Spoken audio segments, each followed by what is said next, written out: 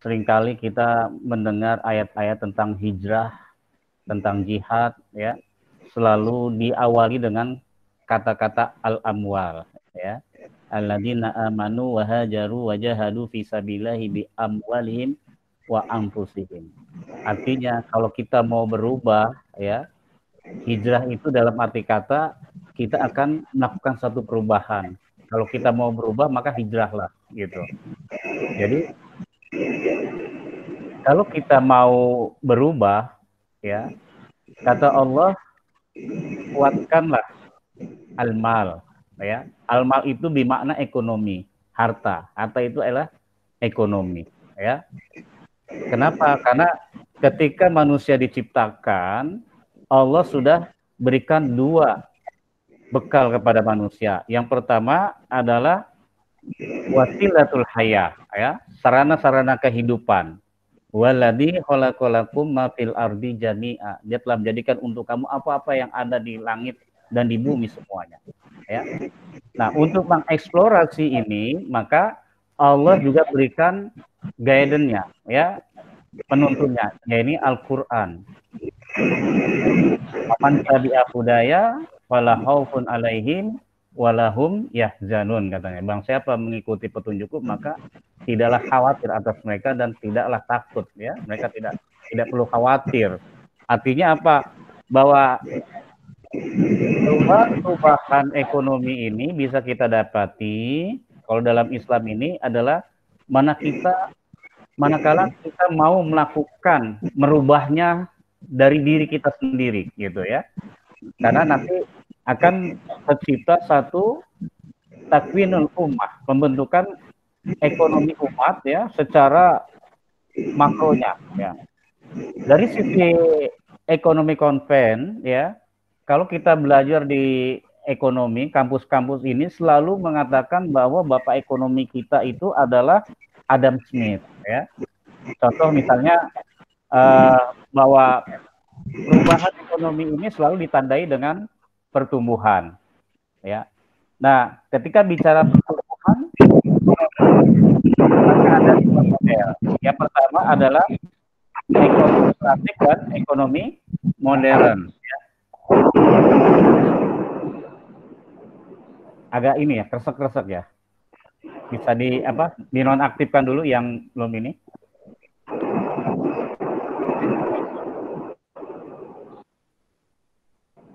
Kemudian Adam Smith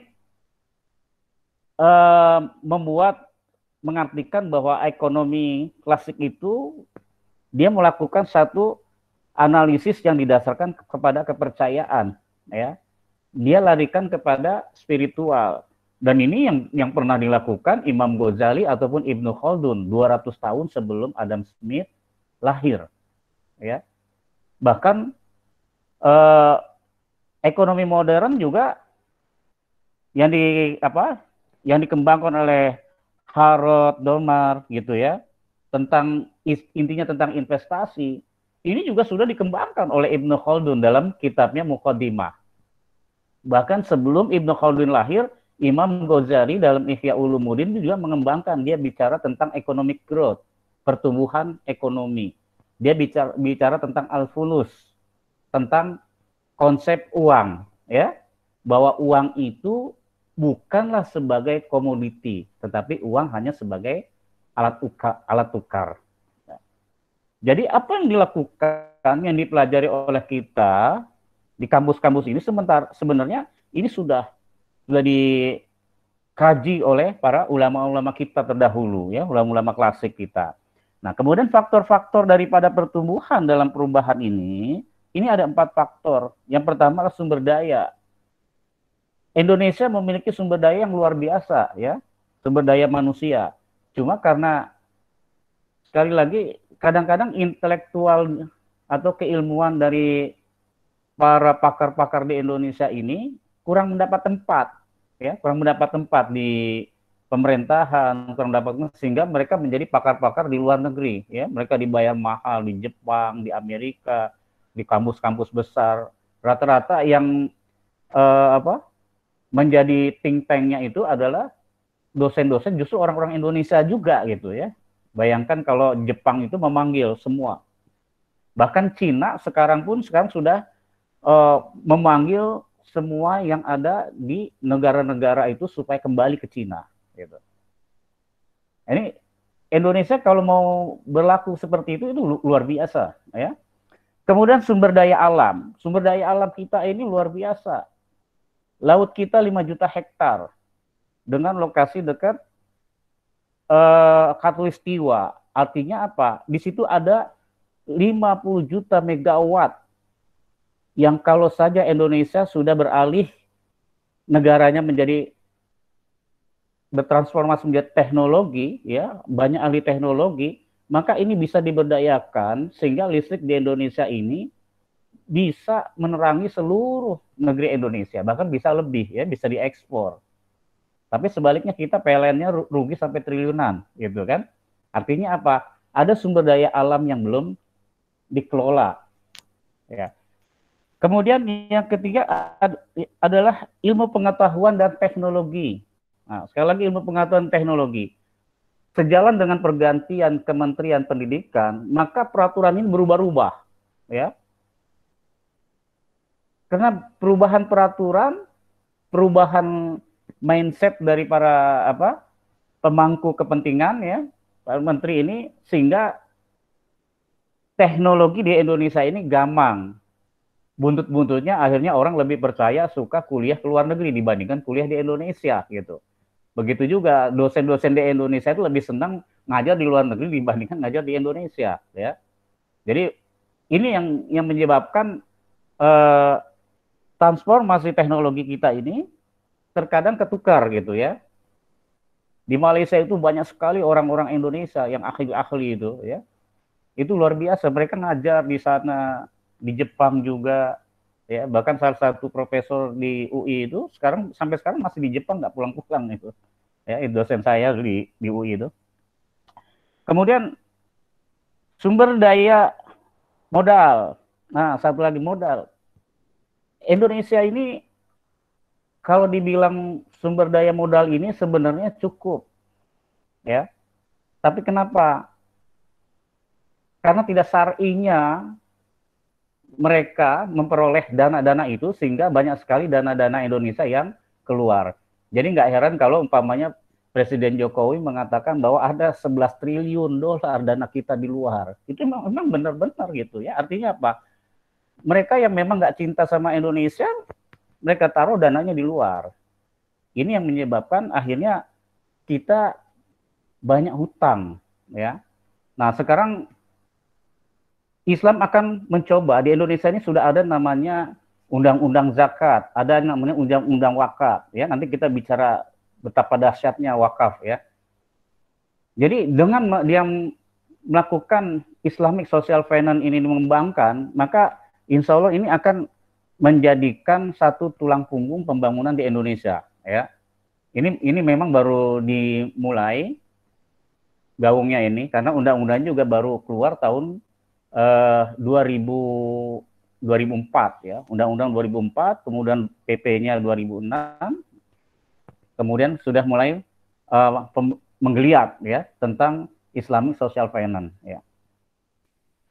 Kemudian kita bisa lihat tahap perubahan, ya, imagination society, ya, bahwa dalam fase, ya, 1.0, ya, 1.0, di mana masyarakat Indonesia ini dulu adalah pemburu, kerjanya berburu aja, dan sampai sekarang ini kita masih dapati anak suku yang di pedalaman di hutan-hutan itu, karena saya juga pernah di Kalimantan, ya, Kalimantan Tengah itu banyak penduduk asli, termasuk di Irian, ya, mereka masih berburu, ya. Meskipun sekarang sudah tertinggal jauh sudah, ya, karena sudah berubah sekarang. Jadi pada waktu itu adalah orang masih mengenal berburu, karena Indonesia ini kaya dengan hutan. Kemudian ketika meningkat masuk kepada fase 2.0, ya, 2.0, masyarakat sudah mulai mengenal dengan yang namanya agraris, pertanian. Maka berubahlah dari yang pertama kali masyarakat Indonesia itu berburu, maka dia berubah menjadi masyarakat yang bertani, ya, bertani, ya. Suatu ketika saya pernah menjadi konsultan WWF di Kalteng itu untuk mengajarkan tentang budidaya ikan, ya, budidaya tambak ikan sama budidaya rotan. Apa yang mereka katakan kepada saya, Pak Bohri, buat apa sih budidaya ini? Hutan kami luas, rotan kami banyak. Tak perlu dibudidaya pun rotan kami nggak habis-habis sampai ratusan tahun. Nah, luar biasa gitu kan. Ikan kami pun banyak, ya, banyak jenis dan banyak panen gitu ya. Karena luas luas apa lebar sungainya itu luar biasa lebarnya. Ya. Saya katakan bahwa suatu saat ini ada pergeseran. Ketika sawit-sawit itu ditanam, maka pupuk-pupuknya itu akan menyerap ke tanah kemudian mengalir ke sungai. Ketika dia mengalir ke sungai, maka ikan-ikan banyak yang mati. Gitu. Ya. Kalau ikan-ikan itu banyak yang mati, dari mana lagi mereka akan menangkap ikan? Nah, jadi kalau umpamanya sekarang ini dimanjakan dengan alam, ya bukan berarti harus senang-senang, tetapi kita harus tetap bisa membudidayakan alam itu. Kemudian fase ketiga ya, 3.0 ya. Nah, ini sudah masuk berpindah dari masyarakat agraris menjadi masyarakat industri ya. Suatu ketika kita pernah bicara kepada seorang bupati ya di Indonesia, saya katakan, Pak, tolong diselamatkan sawah-sawah yang memang sudah dibuat irigasi pada zaman Presiden Soeharto dulu itu kan irigasinya bagus loh. Ya. Jangan sampai ini dibuat, oh katanya sekarang kita udah ketinggalan Pak kalau kita main di pertanian. Kita harus mainnya di industri. Ya, karena sekarang eranya sudah industri. Maka berdirilah pabrik-pabrik, berdirilah semua industri-industri itu. Sampai sawah-sawah pun yang sebenarnya sawahnya ini sangat bagus ya, itu dihabiskan buat perumahan-perumahan. Ya. Sehingga kalau kita lihat di Jabotabek itu hampir sama sekali kita tidak melihat sawah, karena yang dulu sawah begitu hijau ya, sekarang sudah berubah menjadi perumahan, pertokoan, pasar, luar biasa. Gitu. Karena apa? Ditopang dengan industri-industri yang berkembang. Ya. Kemudian masuk tahap yang keempat, ya, 4.0. Nah, ini sudah mulai masuk ke tahap informasi dan pengetahuan. Ya. Dia sudah masuk kepada teknologi sekarang, ya, digitalisasi. Orang mau pembiayaan saja tidak perlu ke bank, cukup masukin KTP kemudian nanti nggak lama kemudian setelah diproses keluarlah dapat uang melalui transfer, ada PayPal segala, ada semua. Jadi orang kalau kemana-mana cukup dengan handphone itu dia sudah bisa bawa uang gitu ya. Nah kemudian yang kelima, nah inilah yang kelima nih, nanti kita akan masuki fase yang dinamakan adalah masyarakat imajinasi, di mana setiap keinginan selalu bisa ini ya. Kalau umpamanya kita kira-kira contohnya misal kalau kita nonton Doraemon itu ya, Doraemon itu mau apa mengambil dari kantong ajaib gitu ya. Ada pintu kemana saja. Nah, ini kita akan ke sana nanti ya. Pernah dengar di Ngawi yang lagi rame sekarang ini, bagaimana seseorang memindahkan rumah hanya dalam waktu 1 malam gitu ya. Artinya apa, ini kita sudah mulai, masyarakat ini sudah mulai keinginan seperti itu ya, imajinasi ya. Nah rumus dari 5.0 ini adalah Z sama dengan X plus I Y ya, di mana Z ini adalah bilangan kompleks. Keinginan perubahan ini banyak sekali antara satu orang dengan orang lain, dia berbeda tentang pemikiran, berbeda tentang strategi, berbeda tentang intuisi, ya. Nah ini maka dibilang kompleks gitu. Kemudian I-nya ini adalah bilangan imajiner. Keinginan itu banyak sekali, ya. X-nya transformasi, bagaimana untuk mentransformasi ini, ya. Kemudian harus ada kreativitas daripada sumber daya itu, ya. Maka nilai kreativitas inilah yang akan memberikan penyelesaian daripada problem solvingnya, gitu ya. Permasalahan itu hanya bisa diatasi ketika ada kreativitas, ya. Dulu pakar mengatakan bahwa akan terjadi ledakan penduduk di dunia, bahwa dunia ini akan tenggelam, ya. Bahkan ada satu nyanyian bahwa Pulau Jawa ini akan tenggelam karena kebanyakan, gitu. Tapi tidak pernah dipikir masalah ada teknologi di situ. Maka muncullah teknologi. Sehingga dengan adanya teknologi ini, ya, pemikiran-pemikiran ini akan tercounter, ya. Jadi para peneliti itu biasanya ketika dia menemukan penelitian ini, akan disusul penelitian berikutnya. Dia akan membuktikan benar tidak risetnya nih, ya.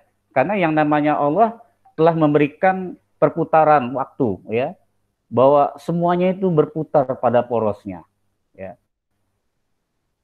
Sehingga tidak ada yang namanya stagnan, semuanya itu bergerak, semuanya itu berubah, semuanya itu tumbuh.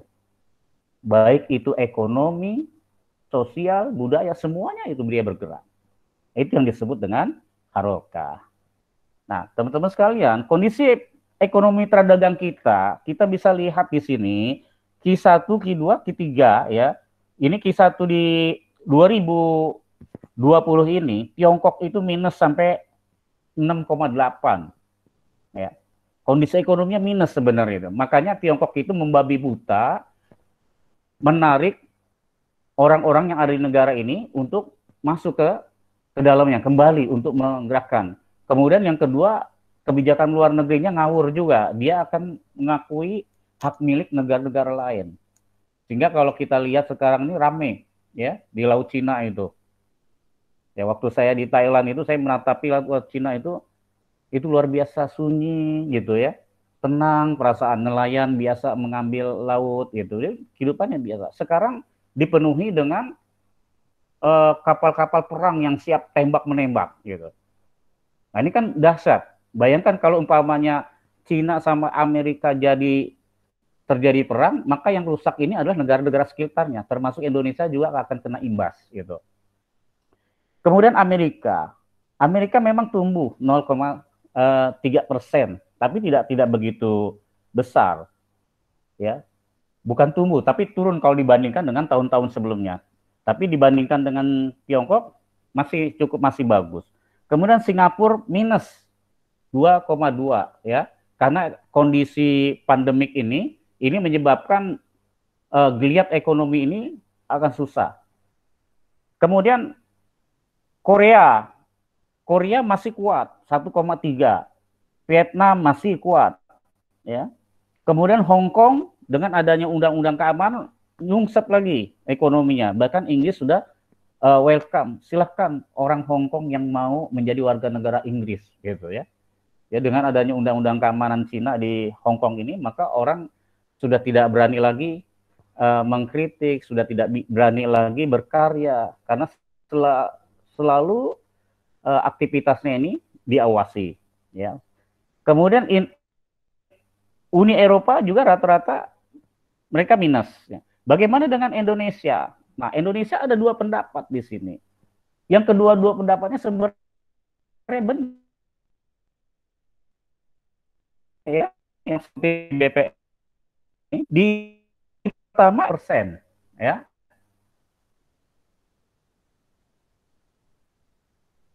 7%. Sementara kalau yang entah ini mengatakan nggak tuh Indonesia rugi gitu. Belumnya ya. Nah, Indonesia belum rugi karena apa? Minus 2,41. Betul juga. Keduanya sama-sama betul. Artinya tidak salah ya. Kenapa nggak salah? Karena yang tumbuh 2,97% ini karena dibandingkan antara triwulan 1 tahun 2019 dengan triwulan 1 tahun 2028 ya. Jadi tumbuh sekitar 2,97% ya. Dari PDRB-nya 2625,2 triliun. ADHK itu atas dasar harga harga konsumen. ADHB atas dasar harga berlaku, ya. Harga konstan, ya, bukan harga konstan. Jadi atas dasar harga konstan, ya. Kemudian, tapi sebagian lagi mengatakan ekonomi Indonesia turun. Betul juga. Kenapa? Karena dia ngitungnya dari triwulan 4. Triwulan 4 2019. Sehingga kalau dibandingkan dari triwulan 4 ke triwulan 1, maka akan terjadi min 2,41%.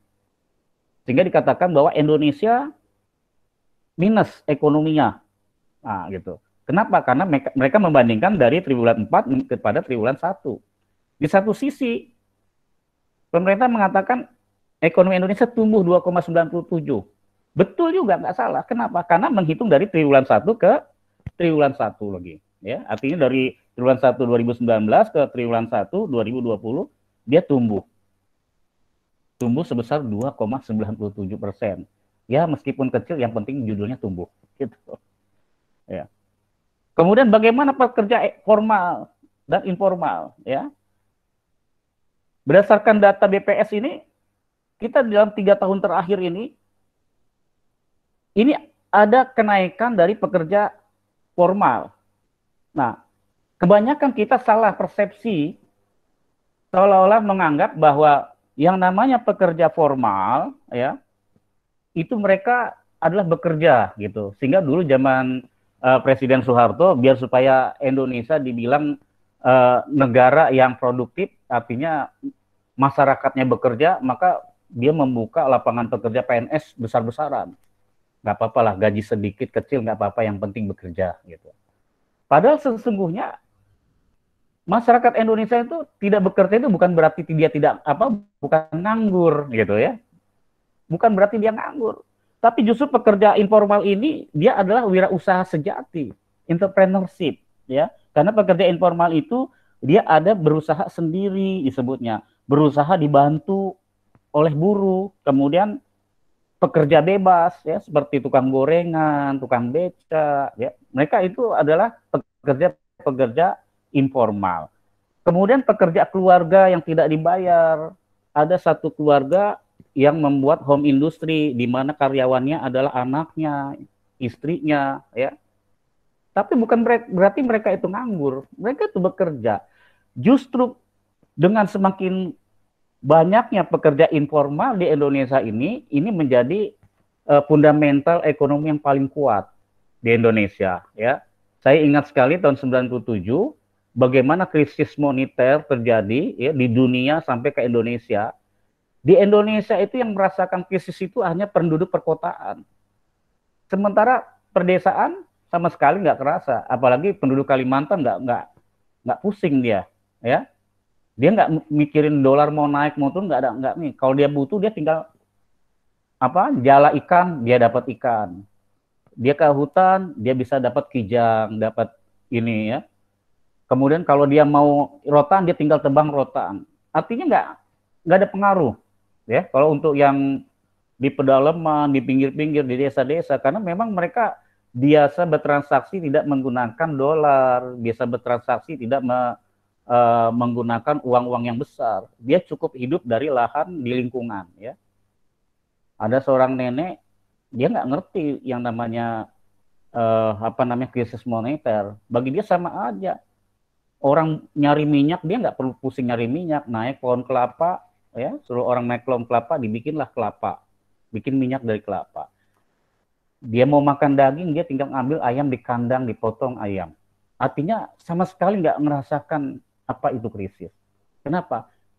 Ya itulah pekerja informal, ya.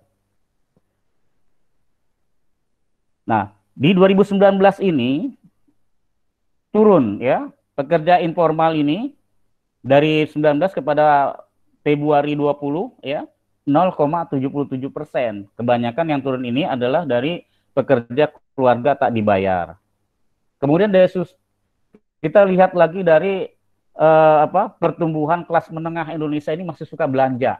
Artinya apa? Ekonomi Indonesia ini sebenarnya kuat karena masih banyak orang-orang yang belanja. Ya. Bahkan sampai 2030. Ya. Sehingga Indonesia ini menjadi pasar yang seksi bagi negara-negara asing untuk bermain ke Indonesia. Jangan heran kalau umpamanya politik ekonomi negara-negara asing itu punya kepentingan kepada Indonesia. Jadi kita nggak heran karena memang satu-satunya negara yang sumber daya alamnya masih tersisa, kemudian juga tingkat pertumbuhan daripada konsumtif, ya, sifat konsumtif masyarakatnya itu hanya ada di Indonesia. Bayangkan orang mau beli pakaian aja harus ke Singapura. Orang mau pengen cantik aja dia harus ke Thailand. Dia pengen mode dia ke Prancis. Orang Indonesia banyak yang seperti itu. Artinya apa? Kelas middle, secara kelas menengah ini Indonesia nggak ada masalah, makanya jadi pangsa pasar negara-negara lain berlomba-lomba untuk masuk ke Indonesia. Jadi ini potensi yang luar biasa di Indonesia ini. Kemudian dari Working Index, ya, bahwa tahun 2003 sampai 2036 ini Indonesia dikenal sebagai angkatan kerja yang paling produktif, ya. Angkatan pekerja yang paling produktif artinya apa? Orang Indonesia ini memang sudah terbiasa dengan berkaryanya. Hanya kadang-kadang orang ini selalu menganggap bahwa orang kerja itu adalah orang yang digaji. Kalau di tempat saya di Bekasi itu, ada seorang haji, kalau ditanyain, Bapak kerja di mana? Nggak kerja, Pak. Saya nganggur. Tapi dia bisa membangun madrasah, dia bisa membangun masjid, dia bisa menyumbang besar. Kenapa? Karena dia punya kontrakan sampai 150 pintu. Jadi bukan berarti dia nggak kerja, justru dia pengusaha, gitu ya. Tapi kalau dalam sensus, ya dia tidak bekerja, gitu. Nah, kemudian kita lihat belanja pemerintah, ya. Belanja pemerintah ini dalam tahun 2018 yang saya dapati ini lebih besar didominasi oleh infrastruktur, ya. Infrastruktur kebanyakan di daerah Papua itu infrastrukturnya itu luar biasa. Jalan tol, Kalimantan, bahkan di Jawa ini sudah semua infrastrukturnya itu besar sekali, sampai-sampai APBN-nya itu ya defisit budget. Bukan cuma di APBN, APBD pun setiap tahun itu selalu defisit budget, ya. Sehingga di bulan Juni ini biasanya ada namanya APBDP, P-nya itu APBD perubahan, APBN juga gitu, perubahan. Jadi kalau di kita ini itu sudah biasa, yang namanya defisit budget ini biasa, ya. Bagaimana Sri Mulyani itu termasuk pusing juga mikirin bagaimana menyelamatkan ekonomi Indonesia, ya. Luar biasa tuh Bu Sri itu, ya. Bagaimana pemikirannya untuk menyelamatkan ekonomi Indonesia, ya.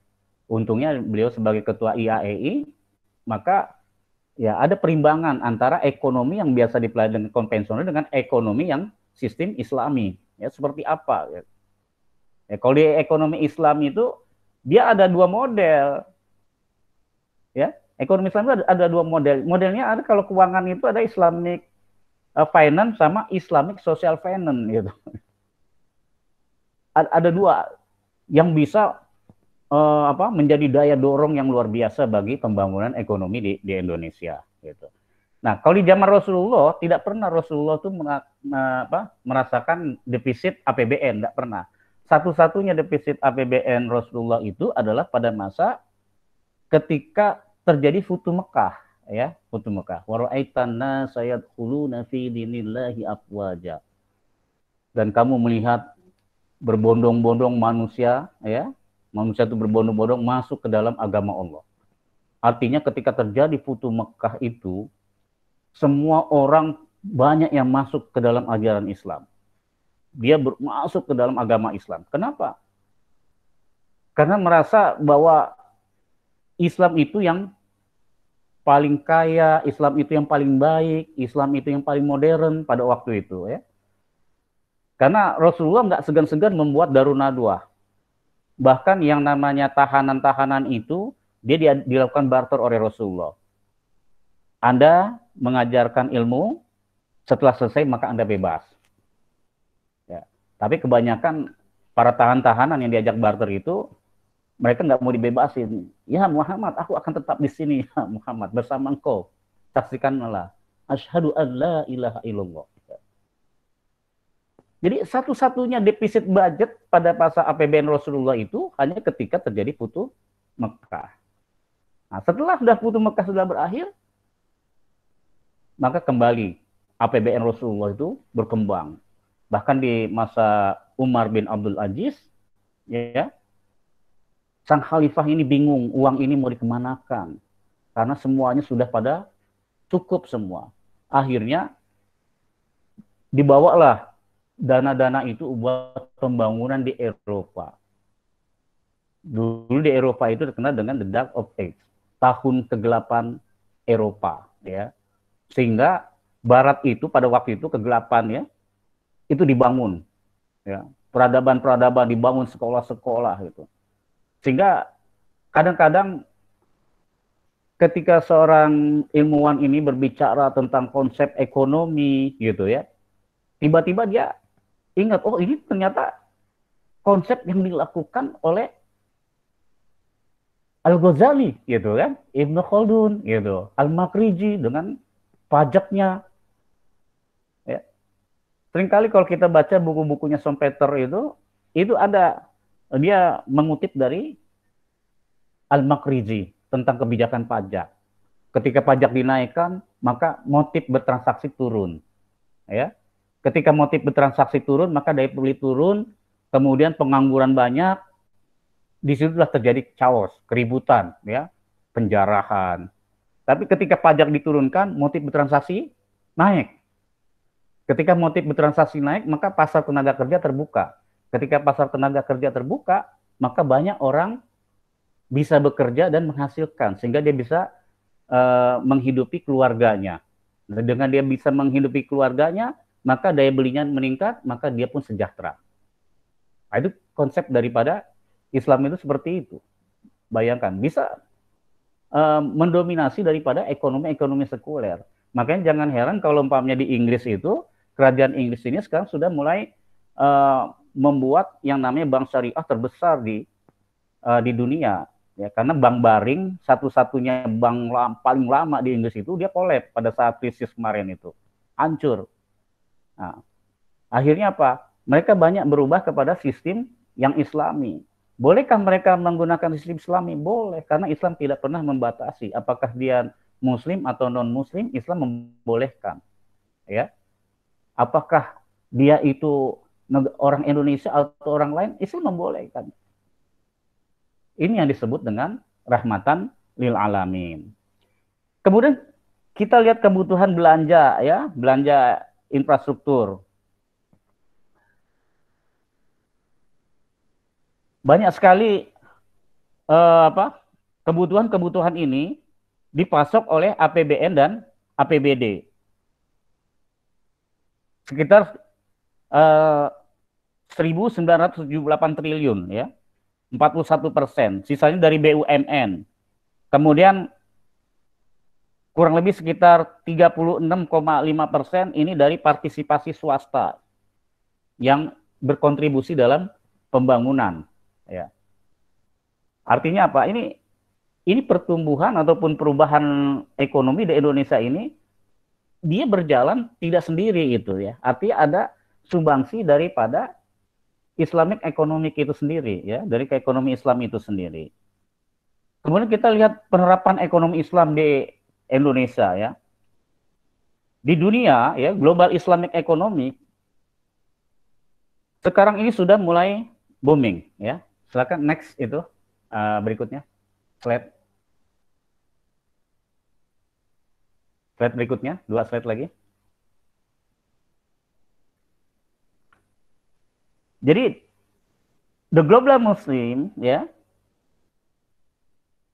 bahwa sektor daripada belanja itu, pertumbuhan daripada sektor lifestyle itu mencapai 3,1 triliun dolar. Sementara dari sektor keuangan itu mencapai 3,78 triliun dolar. Ya. Sehingga ini yang menjadi daya tarik bagi negara-negara asing ini untuk memasuki pasar ekonomi Islam. Kalau di Malaysia, kalau kita beli ke satu kedai toko itu ada tulisan barang tidak halal katanya. Barang tidak halal itu artinya haram, nggak boleh gitu. Nggak boleh apa? Dia kasih tahu nggak boleh beli, orang Islam nggak boleh beli ini karena ini ada. Kita ini masih belum berani, ya. Jadi kalau pamit kita datang ke supermarket besar itu stand barang haram, oh nggak berani gitu. Ya. Tapi di beberapa negara mereka sudah berani. Ini non Muslim itu dilarang gitu. Jadi kalau kalau kita mau beli tak boleh katanya, tak boleh katanya, Muslim tak boleh. Gitu. Jangan katanya, jangan membeli barang ini karena barang ini bukan untuk konsumsi Muslim, gitu ya. Nah, teman sekalian, saya baca di sumber ini ya tentang pertumbuhan ekonomi di Indonesia ini. Ya. Kepala Keuangan Ekonomi Syariah BI ini mengatakan bahwa di Indonesia ini biasa melakukan kegiatan ekonomi syariah bahkan sudah setengah daripada masyarakat Indonesia melakukan kegiatan ekonomi syariah ya. Sehingga diprediksi Indonesia ini bisa melesat dari pertumbuhan ekonomi syariahnya ya. Bahkan sebelum masa jabatan SBY itu pernah mengatakan berkeinginan bahwa Indonesia harus menjadi pusat perekonomian dunia gitu. Bahkan di zaman Presiden Jokowi pun Jokowi menjadi ketua KNKS ya. Artinya apa? Kepedulian terhadap ekonomi Islam itu besar. Kenapa? Karena sumbangsi terhadap pembangunannya jauh lebih tinggi dibandingkan ekonomi sekuler. Kenapa? Nah, next, lihat gitu ya. Karena dalam konsep ekonomi Islam itu ada dua model ya. Ada model yang dalam bentuk mu'awadoh, ada bentuk tabaru, at-tabaru ya. Jadi ekonomi Islam itu dia punya dua akad ya dalam teori akadnya. Ada yang sifatnya mu'awadoh, ada yang sifatnya tabaru. Karena prinsip ekonomi Islam itu dia melekatkan kepada etika moral ya. Etika moral. Artinya misalnya kalau umpamanya orang itu mau jualan, maka dia harus menyebutkan barang itu sesuai dengan kuantitinya, jenisnya gitu. Jadi kalau orang jualan beras dicampur, maka itu tidak islami dan haram hukumnya. Kecuali kalau untuk dimakan sendiri gitu. Nah, di dalam praktek ekonomi ini ada Islamic finance, ada Islamic social finance ya. Mu'awadoh dan tabaru. Mu'awadoh ini adalah transaksi-transaksi konsep bisnis ya. Di mana dalam konsep ekonomi Islam itu dia tergantung underlying-nya. Apakah underlying-nya aset, proyek gitu. Sementara kalau dalam ekonomi ribawi dia nggak peduli karena yang menjadi komoditinya adalah uang. Sementara dalam ekonomi Islam uang itu bukan komoditi. Uang itu sebatas alat tukar saja. Ya. Jadi bukan barang yang diperjualbelikan. Kemudian bagaimana cara Islam untuk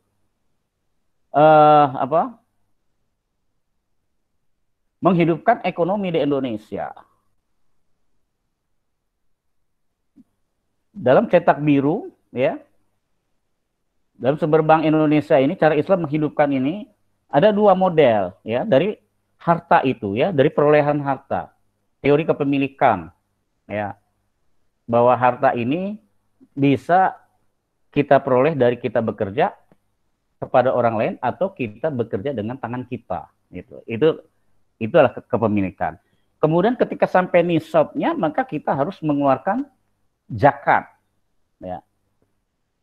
Meskipun belum sampai nisab karena Islam mengatakan bahwa kita harus mengeluarkan uang fisarra wad-dharra, ya.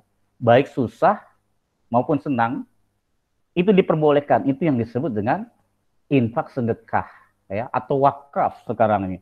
Karena lagi tren ini adalah wakaf. Dengan adanya kita mengeluarkan zakat, mengeluarkan infak, mengeluarkan sedekah, maka akan terjadi transfer konsumsi. Ya, kita bisa lihat bulan Ramadan, bagaimana orang Islam itu percaya kalau dia membayar zakat, infak, sedekah pada bulan Ramadan, maka pahalanya berlipat-lipat, gitu. Sehingga sebagian besar umat Islam, dia rata-rata jiwa sosialnya tumbuh. Dia mengeluarkan zakat, infak, sedekahnya begitu besar ya kepada orang-orang. Sehingga apa yang terjadi? Aliran transfer konsumsi dari yang kaya kepada yang miskin pun membesar, ya. Sehingga ini akan menimbulkan penawaran dan permintaan agregat cukup tinggi. Gitu. Kenapa cukup tinggi? Karena mereka yang miskin ini dengan dia mendapat zakat, infak, sedekah, ya, mereka bisa membeli. Ketika dia membutuhkan kebutuhan pokok, semuanya butuh kebutuhan pokok, maka produktivitas ini meningkat. Kebutuhan akan barang pokok ini meningkat, otomatis pabrik-pabrik ini membuka lapangan kerja. Ketika pabrik membuka lapangan kerja, maka masuklah orang bekerja. Ketika masyarakat itu bekerja, banyak yang bekerja, mereka menghasilkan dan mereka bisa menghidupkan keluarga. Nah, itulah yang terjadi ketika seseorang itu membayar zakat, ya. Sementara dari segi moneternya adalah orang-orang yang tinggal di Indonesia, dia taat pajak, ya, taat pada pemerintah. Karena salah satu pemasukan terbesar pemerintah Indonesia itu adalah pajak. Mereka membayar pajak. Ada pajak PBB, pajak PPH, gitu ya. Ada pajak PPN. Nah, pajak ini masuk untuk menjadi APBN, kemudian dikeluarkan lagi dalam bentuk pasar produktif dan pasar konsumsi, ya. Tadi juga zakat juga begitu juga, ya. Zakat, infak, sedekah, wakaf, mereka diterima oleh orang-orang yang memang membutuhkan, oleh mustahik ini, kemudian dibelanjakan, baik dalam bentuk produksi maupun konsumsi. Ya. Perkumpulan. Maka jangan heran di Patani itu ada namanya Wakaf City, ya, kota wakaf. Di Indonesia ini sedang buat namanya kampung wakaf, ya, kampung wakaf. Kenapa? Karena memang baru didasarkan dari beberapa nazir yang berpikiran ingin membuat kampung ini menjadi kampung wakaf, ya. Kita juga bikin rumah sakit mata di Banten itu namanya rumah sakit wakaf. Dan banyak sekali, ya. Al-Azhar juga dia memiliki wakaf produktif berupa bus gitu ya, kendaraan-kendaraan. Kemudian ada lagi di Bandung, ada dia juga mengelola wakaf produk dalam bentuk rumah makan Ampera. Yang semuanya itu bisa mengembangkan daripada peningkatan pembangunan masyarakat di Indonesia, ya. Dan ini luar biasa pertumbuhannya. Kemudian cetak biru perkembangan ekonomi. Bank Indonesia selaku bank sentral yang memang dia kebijakan moneter, ini adanya di Bank Indonesia, ya. Dia membuat satu namanya cetak biru, ya. Cetak biru pengembangan ekonomi. Roadmap-nya lah istilahnya, ya, roadmap-nya. Dia buat strategi dasarnya dengan penyiapan sumber daya insani, ya. Dia buat kebijakan-kebijakan di tiap-tiap daerah, kemudian dia juga menghimpun data-data informasi. Karena yang tadi sudah saya sampaikan bahwa future value, ya, nilai yang akan datang itu ditentukan oleh I pangkat D. I-nya inovasi, D-nya data. Ketika kita memiliki data, kemudian kita melakukan inovasi, maka kita akan mendapatkan lonjakan, ya. Kita akan mendapatkan nilai-nilai di masa yang akan datang itu. Ya. Jadi kalau umpamanya ini inspirasi malam nih, ya, kita ingin apa nih misalnya? Kita ingin mencapai ekonomi yang sekian tumbuh. Maka yang harus kita lakukan ada seberapa banyak data-data yang bisa kita kumpulkan untuk menunjang pertumbuhan ekonomi. Kemudian inovasi apa yang bisa kita lakukan dengan data ini supaya apa? Visi kita untuk mencapai pertumbuhan ekonomi bisa sampai, maka ini yang harus kita lakukan. Ya. Kemudian program kerja, ya, program kerja utamanya ini dengan strategi utamanya pemberdayaan ekonomi, ya. Dia buat ada halal value, ya, ada macam-macam ya, halal tourism, kemudian halal fashion, ya. Sampai sekarang ini hotel syariah pun ini luar biasa, sudah banyak ya hotel syariah. Bahkan sampai saya pernah dapetin namanya bengkel syariah. Pak, kok ada bengkel syariah? Gimana syariahnya? Iya Pak, kalau bengkel syariah itu kita harus jujur Pak. Jadi kalau kerusakan apa dikasih tahu ini yang rusak, gitu. Kalau bengkel yang tidak syariah dia tidak ngasih tahu, pokoknya Pak ini harus ganti ini, ganti ini, ganti ini, ganti ini, gitu ya. Dan dia tidak menjelaskan kalau ini masih berfungsi atau tidak berfungsi, pokoknya ganti semua. Jadi ketika di Palangkaraya dulu Kalimantan, saya pernah masuk bengkel mobil itu habis 1,5 juta diganti gitu. Padahal sebenarnya ini nggak mesti diganti Pak, ini masih bagus katanya. Gitu. Ya maklum karena kita masuk bengkelnya nggak syariah. Gitu. Jadi sekali lagi perbedaan ini adalah bukan cuma di sistem saja, tetapi aturan baku, yaitu etika bisnis. Di mana Islam melarang melakukan kegiatan-kegiatan yang tidak sesuai dengan etika yang diajarkan oleh Islam itu sendiri. Ya. Misalnya apa? Kayak wawailul lil mutaffifin gitu, celakalah orang yang mengurangi timbangan, mengurangi takaran. Gitu. Itu kan etika. Jadi bergula 1 kilo harganya katakanlah 10.000, ya dijual 11.000, tapi kiloannya benar masih bagus. Dibandingkan gula sekilo dijual 9.900 tapi dikurangi 1 sendok. Maka yang kedua ini yang tidak dibenarkan. Gitu. Nah itu etika. Ketika kita bicara etika. Kemudian bagaimana Bank Indonesia juga mengembangkan ekonomi dan keuangan syariah. Ya. Yang pertama yang dilakukan adalah sumber daya alam. Ya, sumber daya alam. Bagaimana kita mengolah sumber daya alam yang melimpah ini? Ya, banyak sekali. Ini yang menyebabkan kenapa Indonesia begitu seksinya sampai negara-negara asing itu banyak yang ingin ke Indonesia gitu. Ya. Cuma ini harus diimbangi dengan regulasi-regulasi yang mengikat.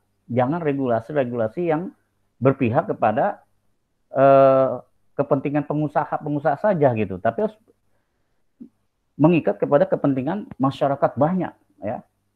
Supaya bagaimana Indonesia ini juga bisa sejahtera ya dengan sumber daya alam yang ada ya. Kalau pernah dengar lagu Kus-Kus itu tongkat kayu dan batu jadi tanaman. Itulah Indonesia ya.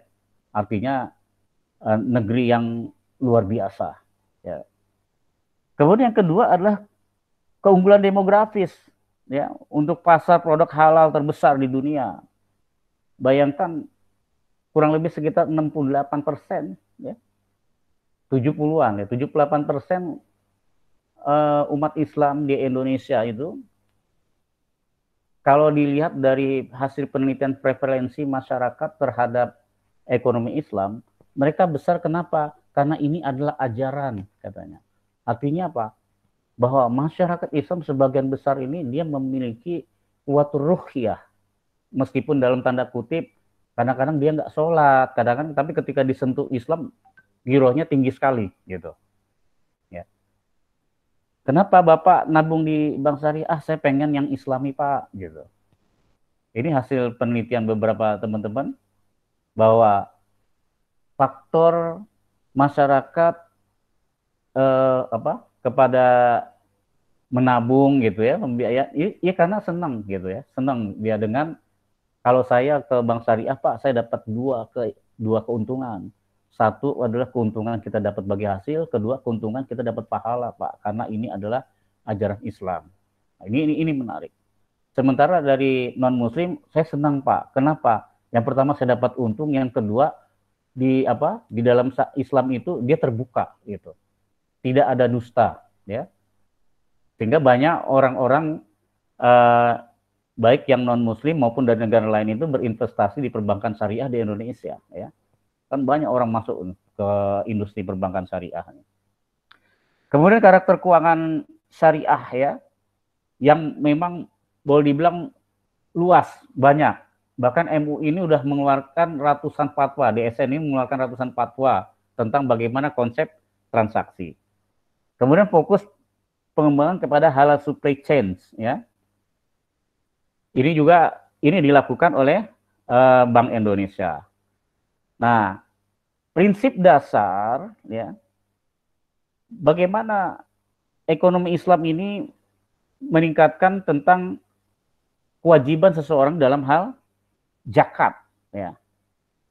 Bahwa pengendalian harta individu ini agar mengalir secara produktif. Sehingga ketika dia diproduktifkan hartanya ini, maka dia bisa mengeluarkan 2,5% daripada keuntungannya itu sebagai zakat. Ya. Nah, distribusi inilah yang akan menjamin secara inklusivitas kepada masyarakat yang boleh dibilang 8 asnaf tadi kalau zakat. Kemudian di dalam transaksi ini juga ada larangan maisir, ya, no maisir, ya, di mana transaksi keuangan, ya, terkait erat dengan sektor real, dia harus ada underlying-nya, ya, ada underlying transaksinya. Dia melarang uang dijadikan sebagai alat jual beli, gitu ya. Jadi kalau di bank konvensional ini kita datang kredit itu intinya membeli uang karena uang itu sebagai komoditi ya, sebagai komoditas. Tapi kalau di bank syariah tidak ya. Meskipun ada juga orang yang sedikit berselisih paham antara murabahah, apa beda murabahah dengan ribawi, Pak, katanya. Hampir tidak beda, Pak. Ya. Saya katakan beda. Kalau murabahah itu dia membeli barangnya dengan menyebut harga pokoknya. Jadi yang menjadi titik tekannya adalah barangnya ini, ya. Setelah ada barangnya, kemudian dia menaikkan harga dengan mengambil margin. Saya beli barang ini harganya 10.000, saya jual dengan harga 12.000. 2.000 itu adalah untung saya. Berbeda dengan saya pinjam uang 10.000, nanti saya kembalikan 12.000. Nah, yang 2.000 itu riba. Ini perbedaannya, ya. Tapi terkadang di bank syariah ini banyak orang tidak terima ketika ada konsep yang namanya al-wakalah, ya, mewakilkan. Kenapa? Karena bank ini pada hakikatnya bukan pedagang, sehingga dalam pembelian barang ini seringkali diwakilkan kepada nasabah. Dan itu fatwanya dibolehkan. Tapi orang melihatnya bahwa wah ini mah akal-akalan, ya. Jadi ini konsep Islamic finance, ya. Nah, sementara zakat, infak, sedekah ini adalah konsep daripada Islamic social finance. Dia masuk kepada social finance. Kenapa? Karena ini salah satu bentuk kegiatan sosial, ya. Akad-akad yang dilakukan juga dengan menggunakan akad-akad tabaru, ya. Mesil, jiswab, kemudian goror, ya. Bagaimana transaksi muamalah berdasarkan kerjasama harus berkeadilan, harus transparan, tidak membahayakan keselamatan, dan tidak mengandung zat-zat yang haram. Ya. Kemudian optimalisasi jual beli juga berbagi resiko. Ini yang dilakukan oleh Bank Indonesia sebagai pemegang kebijakan moneter di Indonesia. Ya. Jadi mereka punya satu bidang khusus namanya DEX, ya, Departemen Ekonomi Syariah. Ya. Inilah yang mereka mengkaji karena memang mayoritas Indonesia yang Muslim ini merupakan menjadi pasar potensial bagi keuangan syariah. Kemudian ambil kita sistem apa namanya? Kita contoh salah satu daripada model transaksi ekonomi Islam ya. Kita ambil contoh instrumen keuangan syariah dalam bentuk sukuk. Ya.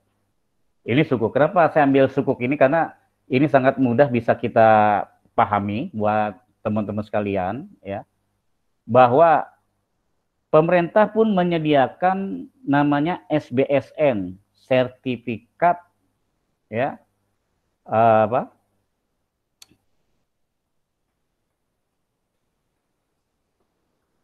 Surat berharga syariah nasional ya. Jadi SBSN. Ada SBN, ada SBSN gitu. Jadi surat berharganya ini syariah. Jadi pemerintah kenapa menyediakan juga SBSN? Karena memang permintaan dari bawah ini luar biasa. Ya. Berbeda dengan kondisi Malaysia. Malaysia itu top down, dari atas ke bawah. Dia yang mensyariahkan itu para sultan, para kerajaan-kerajaan. Ya. Tapi di Indonesia enggak. Masyarakat ini sudah mulai bergejolak ingin syariah. Ya. Maka pemerintah pun membuat KNKS, ya, membuat Basnas, membuat BWI, Badan Wakaf. Dalam rangka apa? Dalam rangka untuk membina bagaimana ekonomi syariah ini bisa berkembang dengan masif, secara masif gitu ya. Nah, saya ambil contoh misalnya sukuk. Kita ambil sukuk ya, salah satu instrumen keuangan syariah itu sukuk. Ya. Sukuk ini adalah efek syariah berupa sertifikat atau bukti kepemilikan. Berbeda dengan obligasi. Kalau obligasi itu namanya surat utang. Tapi kalau sukuk ini adalah kepemilikan, ya. Kalau dalam syariah itu dia hampir sama dengan akadnya MMQ gitu ya. Musyarakah mutanakisah. Ya hampir-hampir sama gitu. Jadi hanya ini adalah negara yang mengeluarkan. Jadi ini adalah produk investasi di pasar modal. Kalau sukuk, dia berbasisnya syariah. Kalau obligasi dia surat utang ya. Tapi kalau sukuk ini bukan surat utang, tapi surat berharga ya. Merupakan sertifikat atau kepemilikan atas aset. Hanya berapa besar asetnya. Nanti kita akan coba buat simulasi bagaimana si sukuk ini bisa bekerja. Nah, persyaratan dari sukuk ini diatur oleh POJK nomor 18 tahun 2015 ya. Di mana dalam sukuk ini dilarang maisir, judi. Ya. Artinya kalau umpamanya kita sukuk ini, oh kita bisa hancur, bisa tidak gitu. Kayak kita saham ya. Jadi kalau umpamanya kita beli saham di bursa saham itu dalam hitungan hari itu bisa berubah grafik kita. Kadang hari ini harganya 1.000, besok harganya 500, besok harganya 1.500. Dia berubah terus. Nah, di dalam sukuk ini tidak boleh ya, SBSN. Kemudian goror, ketidakpastian. Tidak boleh juga ada ketidakpastian. Riba juga tidak boleh ada riba di situ. Ya. Kemudian sukuk ini harus menggunakan akad-akad syariah. Ya. Kalau kita pernah lihat di Mekah, ada namanya Grand Jam-Jam Tower. Ya. Grand Jam-Jam Tower itu dibangun dengan sukuk al-intifa. Ya. Yang dikeluarkan oleh salah satu perusahaan developer. Di mana Grand Jam-Jam itu dimiliki oleh Raja Arab ya, King Saud. Kemudian dia menggandeng perusahaan daripada Bin Laden. Bin Laden menggandeng lagi satu perusahaan developer untuk membangun Grand Jam-Jam Tower, di mana perusahaan itu mengeluarkan sukuk. Nah, di Indonesia bank yang bisa mengeluarkan sukuk ini boleh, diperbolehkan untuk mengeluarkan sukuk. Nah, bagaimana skemanya sukuk link wakaf? Oh, ada sukuk link wakaf. Ini sangat menarik sekali gitu ya. Jadi kita BWI, ya, Badan Wakaf itu, kita membuat namanya cash wakaf link sukuk. Ada cash wakaf link sukuk, ada sukuk link wakaf. Kalau sukuk link wakaf ini artinya sukuk ini dia mengeluarkan sukuk kepada para investor, ya, dia mengeluarkan pada investor, di mana sukuk ini adalah untuk membangun lahan wakaf. Yang tadi saya contohkan Gen Jam-Jam, ya, Gen Jam-Jam. Kerajaan punya tanah wakaf dekat Masjidil Haram itu. Maka untuk memproduktifkan tanah wakaf itu, dia bekerja sama dengan Bin Laden. Bin Laden kerjasama lagi, ya, dia mewakalahkan dengan Bin Laden. Bin Laden kerjasama lagi dengan pihak developer dengan akad Al-Hooker namanya, Al-Hooker. Ya, Al-Hooker itu juga sama dengan MMQ, ya, Musyarakah Mutanakisah. Di mana bedanya kalau musyarakah mutanakisah dia dibatasi dengan waktu, misalnya 5 tahun, 10 tahun gitu ya. Kalau kita beli rumah di bank syariah itu biasanya bank syariah itu menggunakan MMQ namanya. Musyarakah mutanakisah, di mana rumah itu dimiliki bersama antara bank dengan si nasabah, kemudian dikontrakkan kepada nasabah, ya. Nanti setiap nasabah itu membayar, maka porsi bank itu akan menurun. Sampai 10 tahun porsi bank habis, sehingga keseluruhan rumah itu jadi milik nasabah. Kalau Al-Hooker itu beda. Ya. Al-Hooker itu kalau dalam waktu 10 tahun ternyata si perusahaan ini belum mendapatkan keuntungan yang diperjanjikan, maka diperpanjang secara otomatis, perpanjang tahunnya. Ya. Karena dia kan mendapatkan keuntungan itu dari bagi hasil. Dari bagi hasil, kalau umpamanya hotelnya lagi menurun, pendapatannya otomatis keuntungan dia semakin lama gitu, jangka waktu bisa semakin lama. Tapi semakin cepat dia menghasilkan keuntungan, waktunya ya semakin cepat lagi, karena patokannya pada nilai. Ya. Nah, dalam sukuk link wakaf ini yang berperan pembeli sukuk itu adalah investor. Ya. Kemudian investor siapa yang menjual? Yang menjual sukuk ini biasanya BUMN atau bank syariah. Bank syariah itu menjual apa? Jual program bahwa ada nih tanah wakaf yang produktif, ini akan dibangun gedung perkantoran, ya kan, di tanah bank itu ada tanah wakaf yang cukup luas, dia dibangun perkantoran. Nanti perkantoran itu disewakan. Nah, setelah disewakan, bagian keuntungan itu adalah diberikan kepada kupon, ya, kupon sebatas kupon kepada investor. Ini kuponnya. Ya. Biasanya pemerintah seperti itu, ya. Ini Departemen Keuangan sedang mengadakan namanya bagaimana membeli pesawat kargo di Aceh gitu ya. Jadi dia menghimpun nanti dana itu buat belikan pesawat. Nah, keuntungannya diganti oleh APBN, ya. Kenapa ganti? Karena memang kan sudah pasti, ya, APBN, artinya nggak rugi amat. Gitu.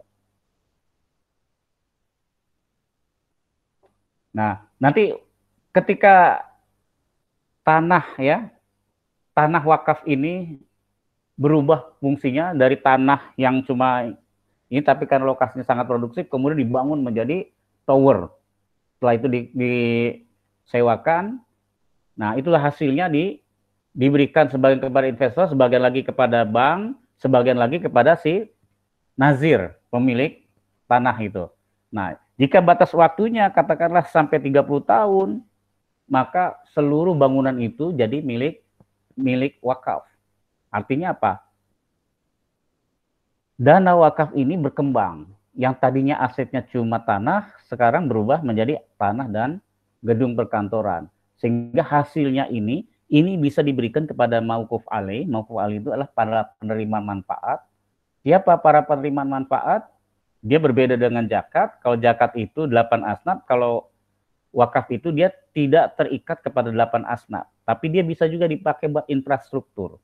Ya, untuk pembangunan jembatan, untuk bangun sekolah, untuk bayar gaji guru, atau kalau kayak sekarang itu untuk membeli ventilator, ya. yang dibagikan kepada rumah sakit. Jadi banyak sekali. Kemudian bagaimana sih struktur penerbitan sukuknya? Nah, misalnya Bank Syariah sebagai penerbit sukuk link wakaf, ya. Si Nazir punya tanah wakaf, kemudian dibangun. Siapa yang bangun? Yang bangun ini adalah bank. Bank bisa bekerja sama dengan menggunakan akad wakalah bil istikmar. Wakalah bil istikmar ini artinya mewakilkan kepada bank untuk melakukan investasi di tanah wakaf. Nah, bank bisa menggandeng perusahaan-perusahaan lain, perusahaan-perusahaan investasi. Sehingga perusahaan-perusahaan itulah nanti yang akan membangun. Jadi ada tripartit. Nazir menggunakan akad wakalah bil istikmar kepada bank, bank menggunakan akad al-hukr kepada si developer atau investor yang akan membangun gedung ini. Itu yang disebut dengan sukuk link wakaf. Ya, di mana bank ini boleh juga langsung menjual kepada masyarakat untuk membeli sukuk dalam pembangunan itu. Sampai batas waktu yang ditentukan, ini dikembalikan, hasil sudah ada, untungnya sudah didapat bersama-sama, maka Nazir kali ini bertambah aset wakafnya. Yang tadinya tanah, maka dia plus menjadi bangunan. Gitu.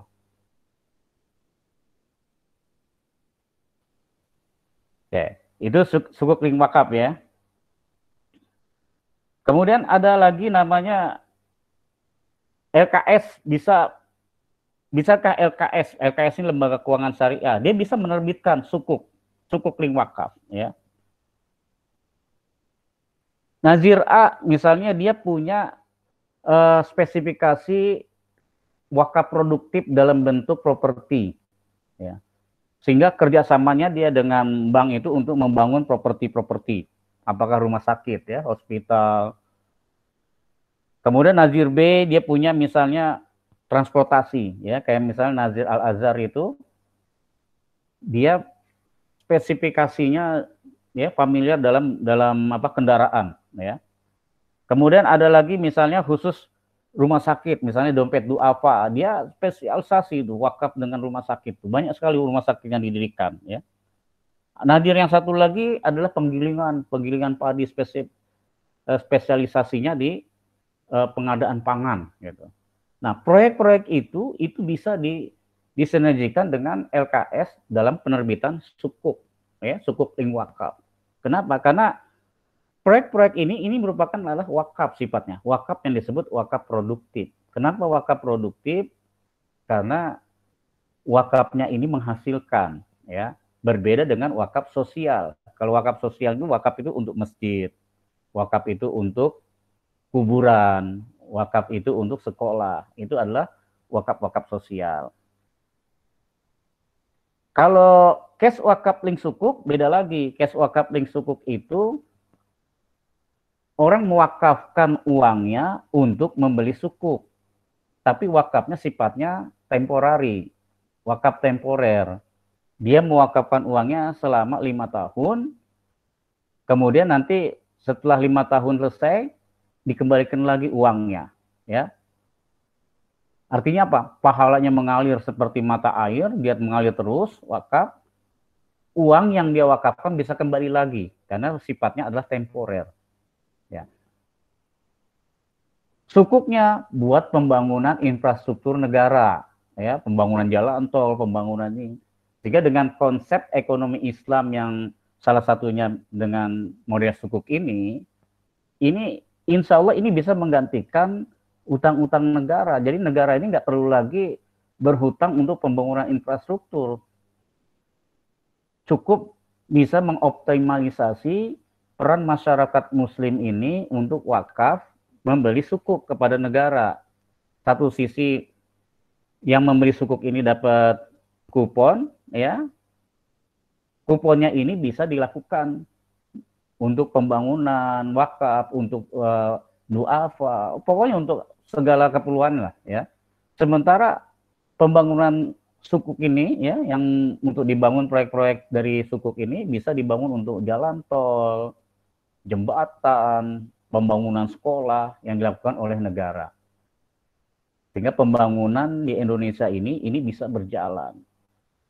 Jadi teman-teman sekalian, begitu hebatnya sistem ekonomi Islam ini, sehingga dia banyak diadopsi oleh negara-negara lain, termasuk di Indonesia. Ya, Insya Allah Indonesia ini sangat serius menggarap daripada sistem ekonomi Islam ya, dengan banyaknya ada KNKS, ada IAEI, ya, ada Basnas, ada BWI, ditambah lagi nazir-nazir besar, ada ACT, ada Dompet Duafa, ada PKPU, yang semuanya itu sangat berkontribusi. Itu kalau disatukan, ya, nilainya itu kita bisa menghitung berapa peningkatan indeksnya, ya, angka indeks IPM, ya, indeks pembangunan manusianya berapa. Ini bisa kita ukur. Artinya apa? Bahwa pembangunan di Indonesia ini sangat mungkin bisa dibangun oleh sistem ekonomi Islam. Baik gitu ya. Wallahu a'lam bishawab. Ini saja materi dari saya. Silakan kita lanjutkan dengan diskusi ya. Silakan Mbak Nurul.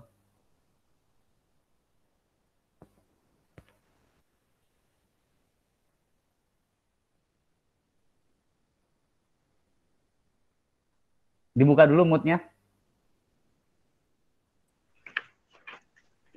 Oke, baik. Jadi terima kasih banyak Pak atas materinya. Jadi mungkin sebelum saya persilahkan kepada teman-teman untuk bertanya, terlebih dahulu saya ingin bertanya nih Pak. Jadi teman-teman yang ingin bertanya mungkin bisa langsung tulis di chat ya, izin bertanya sembari saya bertanya dengan Bapak. Jadi menarik sekali Pak mengenai temanya, yaitu perubahan sistem struktur ekonomi Indonesia dan Islam. Nah, tadi sempat disinggung sedikit mengenai utang Indonesia yang memang tidak bisa kita pungkiri bahwa semakin berjalannya waktu semakin bertambah. Nah, sementara tadi Pak sudah dijelaskan bahwa faktor-faktor dari pertumbuhan ekonomi itu sendiri salah satunya sumber daya alam. Nah, kita ketahui sendiri bahwa Indonesia ini mempunyai sumber daya alam yang sangat melimpah. Tapi kenapa hutang Indonesia itu semakin saja bertambah, Pak? Kira-kira apa faktor utama dari hutang Indonesia yang semakin bertambah begitu, Pak? Terima kasih. Baik. Jadi pertambahan hutang Indonesia tiap tahun itu tidak bisa dipungkiri. Yang pertama, bahwa sumber hutang itu sebenarnya bukan dari pemerintah saja, tapi ada dari swasta, ya. Karena biasanya pemerintah yang harus menjamin, gitu. Nah, ini klaim, ya.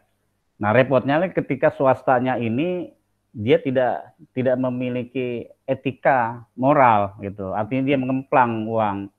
Akhirnya dia pakai dana-dana kita ini kemudian dibawa kabur gitu kan. Yang ya kasus misalnya fiktif kemarin itu yang baru ketangkap gitu ya. Belum lagi yang tidak tertangkap. Itu banyak sekali itu ya. Nah, kemudian yang kedua adalah karena memang pembangunan ini harus jalan. Kalau umpamanya defisit budget, tidak ada lagi uang yang harus ini, maka satu-satunya dia hutang gitu. Itu biasanya. Kemudian yang ketiga, jangan lupa ada perbedaan kurs, ya, kurs nilai tukar. Bayangkan pada saat krisis moneter tempo hari itu, ya, tahun 97 itu, dolar yang dari kurang lebih sekitar 3.000-an, ya, 3.700-an, tiba-tiba berubah menjadi 17.000, gitu. Bisa dibayangkan berapa ratus persen peningkatannya. Sementara utang kita dengan menggunakan dolar, dan kurs dolar. Artinya tanpa kita ngutang lagi pun utang kita meningkat. Ya. Karena apa meningkatnya? Karena kurs tadi itu. perbedaan kurs gitu. Nah, sehingga perlu ada satu kesadaran daripada kita, dari masyarakat muslim. Ayo kita bangun, kalau kita cinta NKRI ya kita bangun nih. Ya kita terlepas siapapun yang menjadi pemerintahnya, ya kita harus dorong, kita bangun ya. Bangun bersama. Karena yang namanya mengisi kemerdekaan ini bukan cuma sekedar pemerintah saja, tapi kita juga sebagai masyarakat ini harus sadar di mana kita tinggal ya. Jadi kita bangun dengan model konsep ekonomi Islam. Kenapa ekonomi Islam? Karena ini sudah teruji. Ekonomi Islam itu sudah, ekonomi yang paling tua itu adalah ekonomi Islam. Jadi ketika kitab Muqaddimah diterjemahkan oleh ekonom Prancis Sylvestre de Sacy, ya, itu para ekonom Eropa kaget. Loh, kok ini sama dengan Adam Smith, gitu ya? Apa yang ditulis teori-teori Adam Smith? Padahal buku ini 200 tahun sebelum Adam Smith lahir. Artinya apa? Pemikiran-pemikiran Adam Smith ini diilhami dengan kitab Muqaddimahnya Ibnu Khaldun. Gitu. Begitu juga ketika Franz Rosenthal dari Inggris, ekonom Inggris ini, dia menerjemahkan ke dalam bahasa Inggris ini, para orang-orang istana Inggris itu kaget gitu. Kita ini melupakan dunia ketiga katanya. Ada yang dilupakan. Apa itu? Ekonomi Islam. Ternyata ini lebih dulu sebenarnya. Ya. Karena yang namanya ekonomi yang biasa kita pelajari ini kan dulu karena revolusi Prancis dulu gitu ya.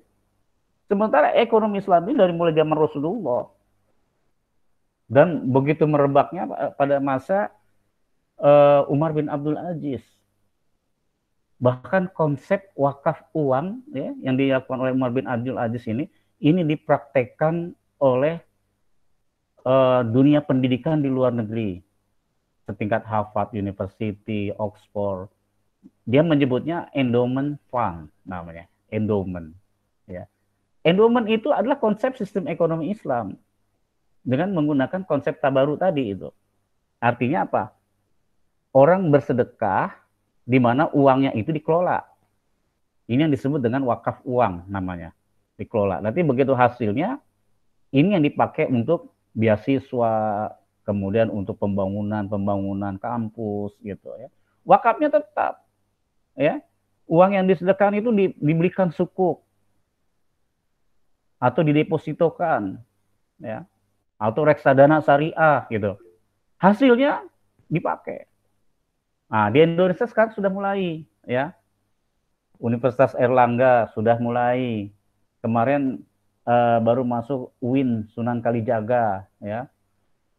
UIN Jakarta, ITB, IPB itu sudah mulai bahwa konsep ekonomi Islam dengan endowment-nya ini sebenarnya adalah satu kunci ya. Kita lihat tanah Palestina, kenapa begitu habis tanah Palestina ya? Kenapa yang tersisa itulah tanah wakaf yang tersisa.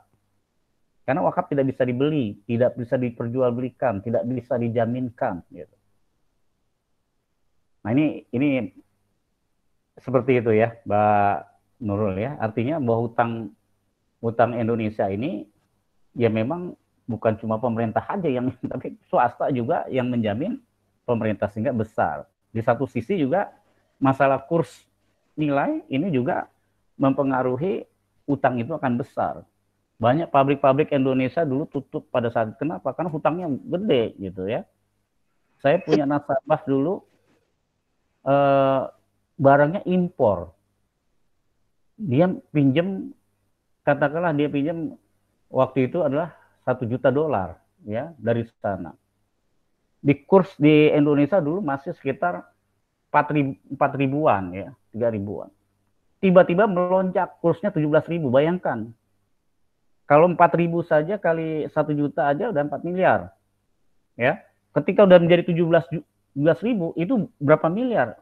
Itu baru pokoknya, belum bunganya. Kalau dia harus berbunga gitu. Ya itu jadi itulah permasalahan. Makanya uh, dalam Islam itu yang namanya hedging itu kalau tidak perlu-perlu banget nggak boleh gitu. Kecuali sifatnya terdesak ya. Jangan sekali-sekali kita lakukan seperti itu ya. Artinya apa? Karena ini akan membahayakan dari ini. Baik, itu silakan.